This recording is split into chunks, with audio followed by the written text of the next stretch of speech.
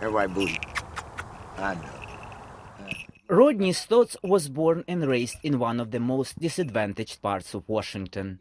When he was young, his father was killed and his mother was addicted to drugs. Stotts spent time in prison for dealing drugs. It is that past that informs his new life. A life taught to him by Susan Shoemaker, who runs the Owl Moon Raptor Center in Boyds, Maryland, about 40 kilometers north of the U.S. Capitol. He's a unique individual. He comes from, a very disadvantaged background, and has he's very well spoken. He's incredibly articulate, and he has a message that I think resonates with everybody because he can express it so well, and he's got compassion.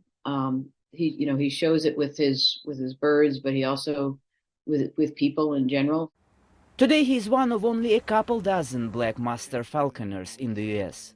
His license allows him to work with hawks, falcons, owls, eagles, and ospreys. And that's exactly what he's been doing for the past 13 years. So I trap wild birds, hunt them all winter long, and then release them in the spring. However, we get birds that were hit by cars, poisoned. 99% of the injuries that the birds sustain is because of a human. So some windmills, something we did, put up nets, did some things that ended up injuring the bird. Now the bird's not releasable, it can't hunt on its own anymore. They ends up here with us. At the moment, Stotts is taking care of a red-tailed hawk, 5 Harris's hawks, an owl, a turkey vulture, and a few others. He gives his birds the names of people dear to him, some of whom have passed away. 2 female hawks are named Nanny and Gloria after Stotts' aunts. Another is called Agnes, after his friend Agnes Nixon, a US TV writer and producer.